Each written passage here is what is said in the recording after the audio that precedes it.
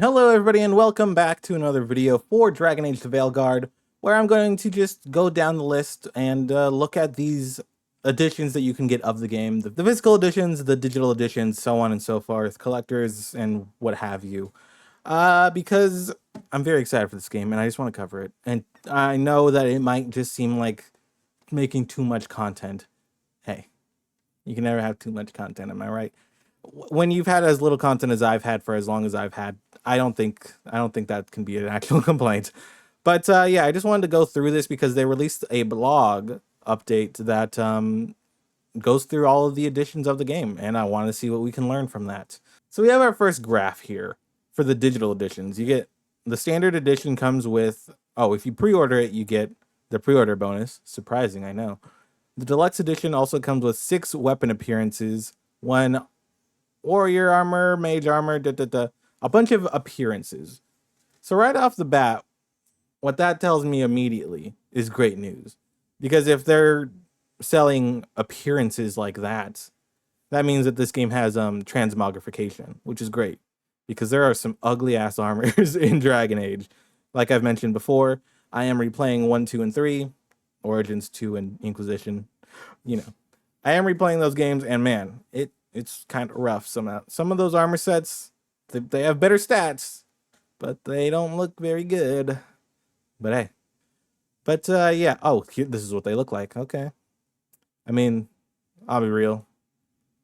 They're not great, if we're being completely honest. This looks reminiscent of one of the sets I've seen in Inquisition. Yeah, yeah. They're not great, so I'm not gonna clamor for this deluxe edition because I don't like the color scheme, if I'm being completely honest. I do like that everyone gets the same little outfit, so you can have a uniform group. Everyone has their own, everyone matches so that you can actually be the Veilguard, like the Power Rangers sort of thing. Not at all like the Power Rangers. Power Rangers all have different colors. You know what I mean? Like the Fantastic Four. How about that? Pre-order bonus, like the trailer did show. You do get the franchise staple, I would say. I feel like every game has had this. Maybe not Inquisition, I don't recall if Inquisition does. But here we get into the good stuff, the physical editions of the game. Look at this thing. Additional physical item bundles for pre-order. They don't include the game, which a lot of people are going to complain about, I'm sure. We're like, oh, you spend $150 and you don't get the actual game.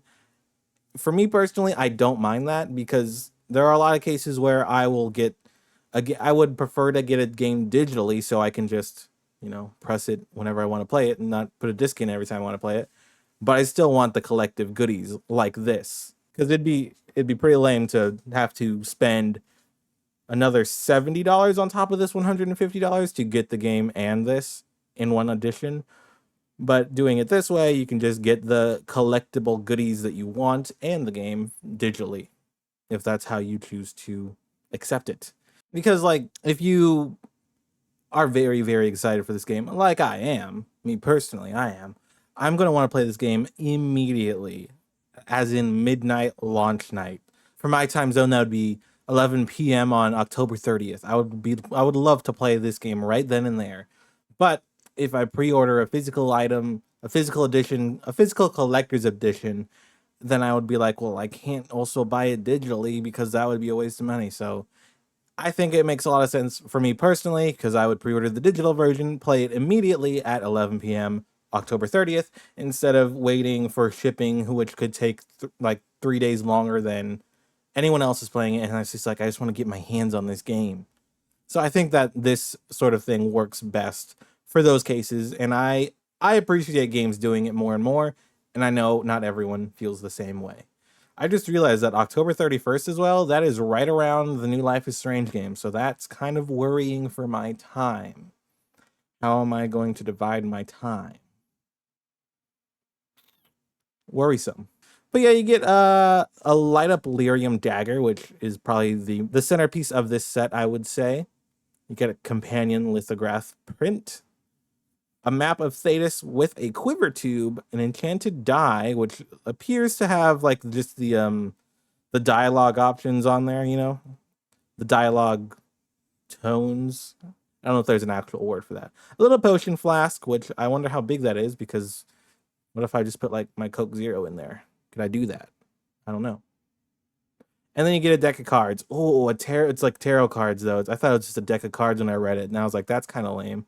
But they're the tarot cards that are in the game. That's pretty cool. So that one I'm probably gonna buy. I might buy this one. I might. We'll see what the other ones look like. Classic steelbook. Can't go wrong with a steelbook. I love a steelbook. This is the Virantium pack, which has a steelbook. Love a steelbook. I don't really love Solus as much as everyone else does. Again, I haven't played Dragon Age Inquisition since 2014, which was 10 years ago. So maybe I'll feel differently when I replay it. So I don't really having this so centered on Solus, as you can see with him being this metal poster and on the steelbook. Maybe not for me. And also, what am I gonna do with the notebook? You know, not for me. But hey, for you Solus freaks out there, you eggheads, there you go. And then we also have this one, the art of the. Oh, this is just the art book. Okay, well, that's sick. I'm gonna get the art book. Don't you worry about that. Like again, very solid. It's very fun that this is one of the prints. I guess it looks like a separate print because that's the only photo we've lived with for like 6 years when they initially said, "Yep, we're making a new Dragon Age." Dreadwolf, remember that? And then the deluxe edition comes with extra prints. Do. I wish we could see it though. I wish we could see it. I wish we could see what this exclusive slipcase and this alternate cover looks like. $100, which might be like the best bang for your buck because that is the game with just some cool, a few cool goodies. And then the Bioware Gear Edition. Wait, let's click it, see what happens. The deluxe edition. Okay, it just takes me to that. So that's not Bioware Gear Edition is. Okay, well that's also just deny. It's just another link to the. Oh, these are talking about links to the friggin' art book. Specific links of the Bioware Gear edition of it and whatever the last one said edition of it.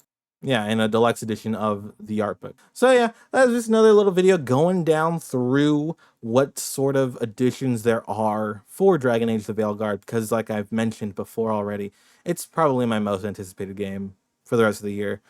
And so I just want to just gush all about it as often as I can. So we have many excuses to do so, as you can see here. Next week, we will see high-level combat and a PC spotlight. I don't mess with PC gaming, so that's not really going to be for me, that part. I do like the high-level combat, though. And then next week, we'll get Companions Week.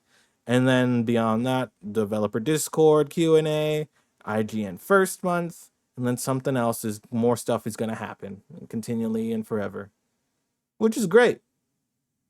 But yeah. So we'll have lots of content to make up until then. But as for now, that is it. Thanks for stopping by if you did. If you enjoyed what you saw at any point, feel free to leave a like. I'll leave a link to this blog in the description below if you haven't seen it elsewhere. And yeah, I'm excited for Dragon Age The Veilguard, and let me know how hyped you are. And until next time, as always, stay safe and play some video games.